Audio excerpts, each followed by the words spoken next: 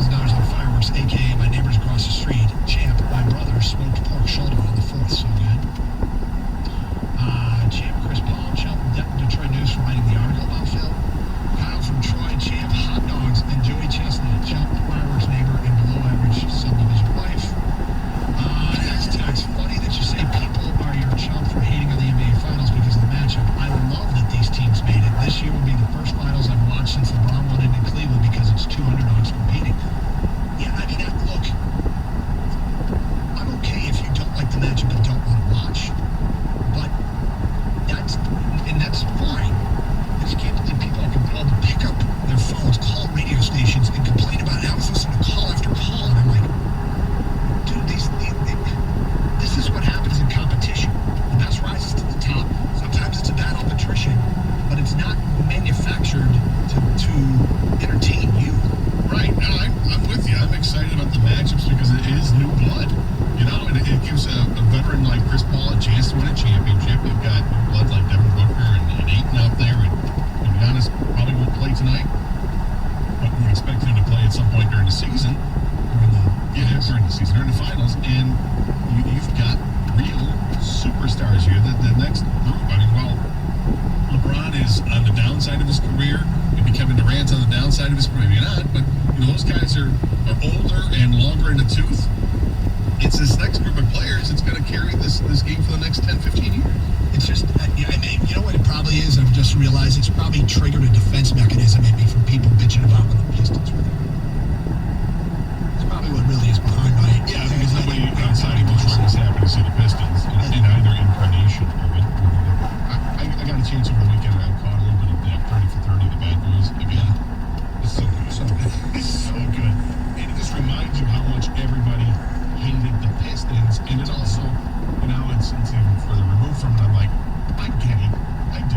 You know, it's our team, and we loved it, and because it was our team, we loved how they went through it. But if another team acted like that towards ours, we'd be pissed. But nonetheless, it was totally against the grain, which nobody thought Phoenix was going to be this team that 2 years ago won 19 games or whatever. Now they're in the NBA Finals. Milwaukee, they're able to hang on to a superstar. That happened. Yep. Okay. I love it. And that's cool. Yeah. All right. So just like, and frankly, it would have been cool if Utah had made it. You know, I like when the other teams that you don't expect to make it. I'll see. If Atlanta had made it, I would have enjoyed that because I'm an eight. There you go, because you don't like Trick 3. Yeah, but that has everything to do with his style of games. All right. So I asked a question yesterday with the Tigers. What's happening here? Or is nothing happening? Why is this team now 30-22 since their awful start? Why is this team exceeding expectations against the best actually the best in the division? They took 2 of 3 from the top 2 teams in the division. They took 2 of 3 from Houston. They went through that stretch where they played 2 first-place teams, a second-place team, and 2 wildcard contenders.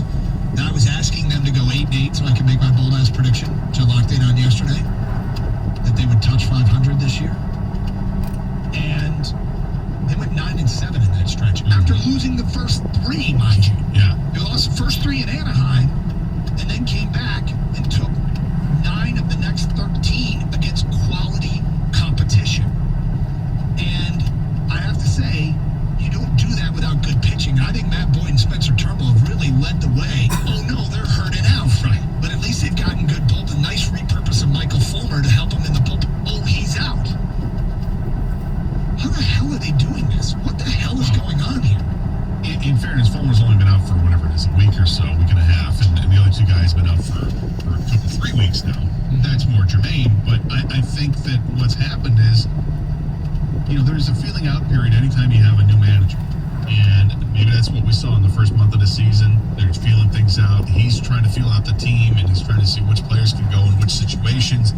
Hey, I've got a Rule 5 guy I've got to keep on the roster and try to figure out. And, he was hotter than a firecracker for 9 days, and now he's in a big slump. We're going to stick with him, whatever. But I think this speaks volumes to the kind of manager that A.J. Hinch is. I think he's an outstanding manager, and I think he's getting the most out of this team, and his staff is also helping him out. I think the players deserve a ton of credit. You know, and I want to give some, you brought this up last week, and I think it was appropriate.